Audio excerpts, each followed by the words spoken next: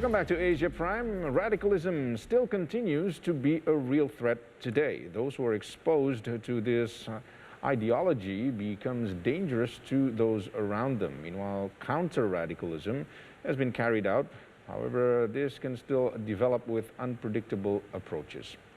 And tonight we will be discussing this topic and joining us, Dr. Ahmad El-Muhammadi from the International Institute of Islamic Thought and Civilization at the International Islamic University in Malaysia.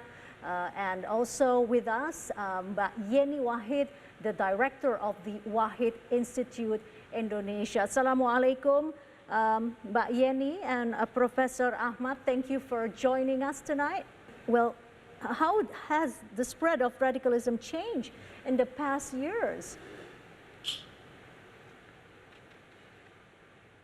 Yeah, thank you very much for inviting me to share my thought on this. Number one is radicalization has taken place, I think for the past many years, for the past 10 years, since 9/11, and we have seen that it is grew progressively. Whenever Malaysian authorities has arrested all leaders of Jamaah Islamiyah in Malaysia and also in Indonesia, and government of Indonesia has taken the action against them. We thought that the Jamaah Islamiyah influence has been eliminated completely. But I thought that it is not really the case, because I used to interview one of the member of Jamaah Islamiyah who told me that you can kill my organization but not the ideology. So I do not really take his word seriously during that point, but I think whenever I look at the situation right now, I think that he was right. And whenever we have cases in Syria, we have seen similar cases happen again. The influence of ISIS has spread across the world, including in this region. Now we have seen the people since 2012 until 2019 has traveled to that part of the world. And after the downfall of ISIS, it seems that it quieted down a little bit. But I think this is only a temporary. But one thing for sure I can say is that to understand radicalization, to understand terrorism in this region, I use the word glorical to explain that phenomenon. Glorical means it is locally created, regionally connected, and globally inspired. So when we combine these three words, we can get the word glorical. So I think the phenomenon that we have here is, yes, it is created locally, but it has regional networking. For example, people here in Malaysia, they have networking in the Philippines, in Indonesia, and elsewhere, and they were inspired globally. So as long as we have this global inspiration, regional networking, we are going to have this from time to time. So it's local, regional, and global. Dr. Ahmad also touching on what Yenny Wahid mentioned previously about the openness of information as we live in this internet age where all sorts of information swirling around. So we see that as a double-edged sword kind of thing. On one point, on one hand, lots of information that we can gather from that. But also, do you think that this is being used as a tool on the other side for spreading and for gathering more followers? Absolutely. Social media has been used as a platform to disseminate, to recruit, to spread information. And they've been using this in order to have a large catchment, I would say, because they spread information to a wide audience, global audience, regional audience, and the local audience. And if we spread this information for 100,000 of people, I mean, I would say that basically all of us, all young people and everybody actually has the potential to be exposed to extremist narrative. But it only takes certain individual to go forward. I call this exposure. Whenever exposure, there are three scenarios we can imagine. Most people is going to reject that immediately. And second, very small number of people is going to accept immediately. But the third category is their state of ambivalence, confused. They would say, okay, let me see for a while, and they're going to see for a while, but they were going to decide whether to reject or to accept. So this phenomenon happened because of the widespread of social media. As you said, it's double sword kind of things. It can be used for the good purpose and bad purpose. So it seems to me, during Jamaah Islamiyah, we don't have so much social media things. Today we do have it, and it has been used so effectively, as we can see that. Mbak Yenny Wahid, what are the different approaches available today to counter radicalism? Well, the way I see it, radicalism is like a virus. You know, will be around us. All these, what Dr. Ahmad said about the narratives, you know, the extremist narratives are around us. And our children are exposed to that. Our young adults are exposed to that. But only the vulnerable individuals will fall into the trap, you know, and take the next step. Not all of them will take the next step to become a radicalized person and carry out a radical act. So what do you do to immunize yourself against virus? You know, how to deal with virus. The way to do it is actually, of course, to immunize yourself and to strengthen your body, and you know, to build a stronger body, stronger mind, so that whatever ideology or whatever radical virus is spreading around us, then we can deal with that. And how do you do that? How do you immunize yourself? Is by building critical thinking, and you know, training our youth, our young people, to be able to differentiate between all of the information that are coming their way, and so that, you know, if they can develop critical thinking, that they can look at all the views and then be able to choose between all the narratives, the competing narratives, which one to believe in. But also, as society, we also need to help our vulnerable individuals. So from our research, we saw that young kids, especially when they have grievances, whether it is caused by individual crisis, whether it's caused by their dissatisfaction about life, whether they feel that there's an injustice around them, this can be a triggering factor that would lead them to seek answers. And so we need to find ways to build a better society in which our vulnerable individuals, our vulnerable young people can go to. You know, there are networks that they can go to, that they can confide in, you know, that they can seek answer from, you know, all the questions that they have in their minds. So this is the way to do it, through education, through better foundational relations in the family life, so better, stronger family bonds between family members, for example, mentorship, and educational system that builds critical thinking. So, because critical thinking is a skill, it needs to be learned. It's not something that you can just acquire just like that. It has to be taught. It has to be trained towards all these individuals. So one way, again, to immunize ourselves, to build a defense against all of these narratives, because our kids are faced with all these competing narratives. And so one way to do that is to make sure that they have the skill necessary to do that, and that is through the critical thinking. Well, speaking of critical thinking, we turn it over to an academician, as you are, Dr. Ahmad, as a scholar at the university there in Malaysia. What are your thoughts?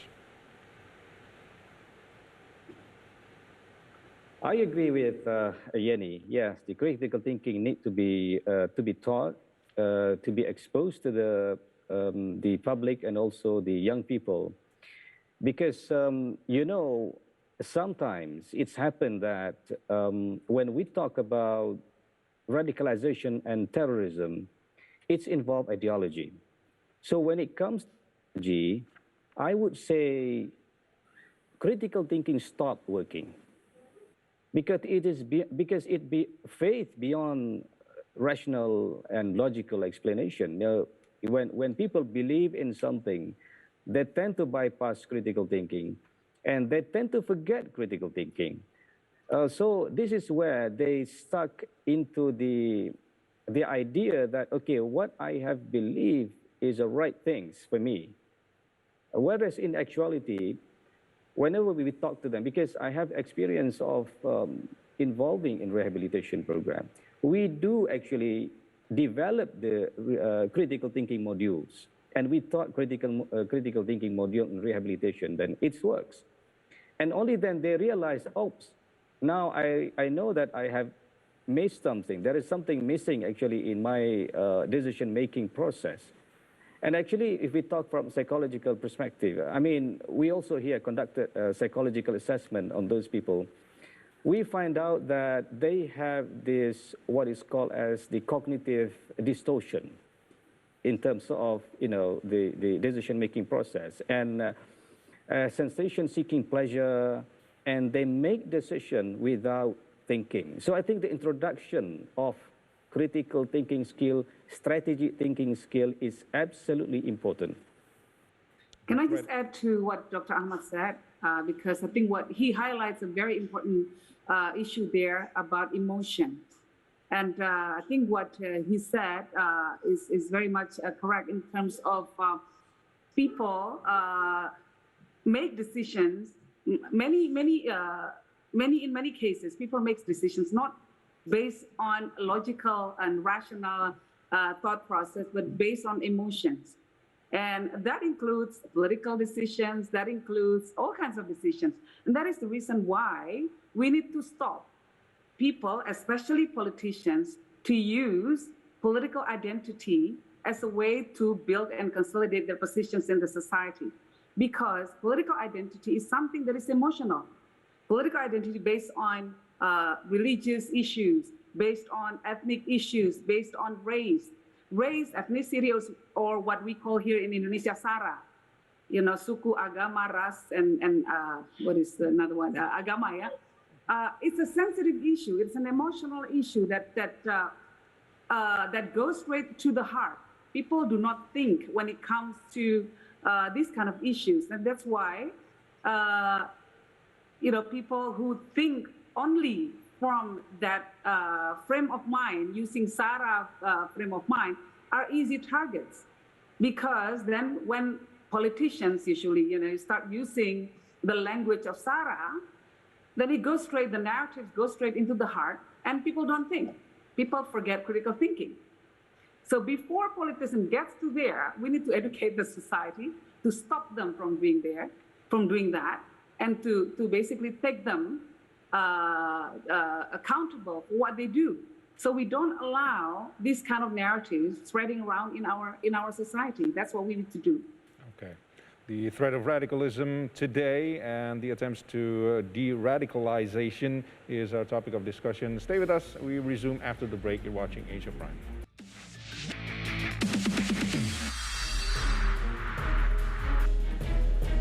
Welcome back to Asia Prime. How can we counter radicalism? Joining us tonight, Dr. Ahmad Al-Muhammadi from the International Institute of Islamic Thought and Civilization at the International Islamic University, Malaysia. Also, Mbak Yenny Wahid, Director of the Wahid Institute, Indonesia. Mbak Yenny Wahid, the Wahid Institute has been in the front line to counter and combating radicalism idea. What are the programs that work so far, and which program do you think that is the most effective so far? Please share with us. Yeah, there are a couple of programs that we are sort of championing now. The first one is called a Peace Village Initiative. We do it together with the UN Women, in which we try to build resilience on the community level, in this case, and the village level. We use three different pillars to achieve the objective, to build resilience. The first one is economic empowerment. The second one is training on peace building mechanism that includes conflict prevention mechanism. So we train villagers on how to identify if there's any threat, especially a threat of radicalization happening in their village. And then we train them to also create mechanism to prevent that from spreading further. and also to, if there's any conflict arises, what to do about it, and who are the stakeholders that should be involved in the process of preventing the conflict. And also the third one is women empowerment. So there are three big elements that we use, and so far we've got about 30 villages joining this program, with 18 already declaring themselves to be peace village. So the difference between the ones who are declaring themselves, already declare themselves, meaning that they have passed all the indicators that we ask them to have. The indicators like what I mentioned before, there's a mechanism in the village in which the voices of women are being heard in that village. For example, women are being included in decision-making process in the village and stuff like that. So there's also the mechanism of conflict prevention there, usually through Musram Des, Musyawarah Rembuk Desa. So these are the Peace Village initiative that we do to create, again, create the resilience on the community level. And the second major program that we do is called a Peace School, in which we work with school to create an environment of tolerance, respect for differences in the school area. We also work with the schoolmasters, the headmasters, to develop school regulations that would put diversity as one of the main concepts that children, the school children will learn more. We work with the student associations, especially the Rohis, Rohani Islam, to try to basically be there for them, be the big sisters, the big brothers for them when they have questions about many issues that they're facing, but about jihad, about nationalism, etc. So those are the two major programs that we're doing now, the Peace School and the Peace Village Initiative. Very well, Mbak Yenny. Professor Ahmad, despite many programs implemented in countering radicalism, yet we feel that there is still a lot of homework to do in order to combat radicalism. I mean, what are the lessons learned from your side that can be implemented probably in Indonesia? Well, actually, if we make comparison between Malaysia and Indonesia, I think in terms of approach, we are doing the same thing. For example, in Malaysia, we use hard approach, that is to detain those people who are involved in it. And then we also employ the soft approach, that is rehabilitation and PCVE. Just like Mbak Yenny mentioned just now, I think her organization has done a very good job in there in terms of educating the public and also helping the authorities in terms of rehabilitation programs. However, whenever we look at the situation right now, we have to understand that the ideology and the method and the narrative that had been used by the extremist organization, extremist group, is changing from time to time. So I think that's what we learn. Therefore, we need to keep ourselves updated with the current narrative. What are the narratives that they have been using? And we have to understand them, and we have to provide the counter narrative for that. However, one thing I want to like to emphasize here is that we have to leverage on prevention. It's not the hard approach. If we rely on the hard approach per se, or high-handedness, I would say, by the state, I think that would be counterproductive. I think that we have to empower civil society. We have to empower the non-governmental organization and the public. Actually, the task of de-radicalization, the task of countering violent extremism is not the job of the government alone. It is responsibility of every individual in society, regardless of religion, regardless of race, regardless of culture. All of us actually in the country, as the stakeholders to peace. That is the baseline. All of us, the stakeholders to peace. So if we find out somebody engaged in certain extremist ideology, whether it is religious extremism, whether it is political extremism mentioned by Yenny just now. I mean, some politicians are very incendiary in terms of narrative. I would say, I would see the same thing, I would observe the same thing happen here. I call this political radicalization. People become radical because of the political rhetorics. If we found or discovered this kind of narrative, it is responsibility of every one of us here to spread the message of peace, to spread the message of moderation, and to spread the message of coexistence. I think that is the core value that we have to spread in our society. Okay, so we have a few minutes left to wrap this up. Final thoughts, especially now looking forward, looking ahead, what are the top priorities that need to be done, learning from lessons from the past? We'll start for you again, Dr. Ahmad. Well, I would say, number one, we are living in a very fragile moment at the moment because we have seen the region, as I said, radicalization and terrorism in this region is connected with the three levels. It's a locally created, regionally connected, and globally inspired. So, if we look at the global phenomenon today, it is very fragile. Therefore, I think it is a good time for us to prepare that anything can happen actually in the next 5 to 10 years. We are not worried. I mean, the focus right now is not only on the religious extremism among the Muslim community, but also we have seen cases happen in Singapore, for example, among the right-wingers, the right-wing extremism. We also need to take care of that and the political radicalization. Okay, Yenny Wahid, take us home. Yeah, I just want to say that radicalism is not synonymous with a certain religious belief. It is a state of mind. Radicalism. It can. It happened, like Dr. Ahmad before said, that it happens in many different spectrums, not just in, for example, radicalization not just happening in Muslim society, but also for example, we see in India, there's an extremist, Hindu extremist there. If we see the case in Myanmar, for example, we see the Buddhist extremists. We see in America, radicalization happened because of political rhetorics of the former President Donald Trump. So we need to free ourselves from these thoughts that radicalization is synonymous with just one religious beliefs and things, and all this prevailing thought is that radicalization can be cured by religious narrative alone. It's not correct. We need to combine many different approaches, not just religious narratives, because radicalization, like what I mentioned earlier, can be triggered by so many different factors. So you need to address all those factors. The factors of injustice, the sense of injustice, grievances, social unrest, and all of that needs to be addressed.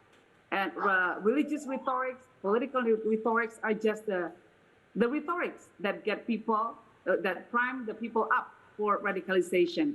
But the root causes remain similar. It's grievances. Very well then, Mbak Yenny Wahid and Professor Dr. Ahmad Al-Mohammadi, a pleasure to have you on our show. Thank you and have a good evening. Thank you very much. Salam, salam Dr. Ahmad, salam buat semuanya. And stay with us for more here on Asia Prime. Stay with us on Metro Globe Network.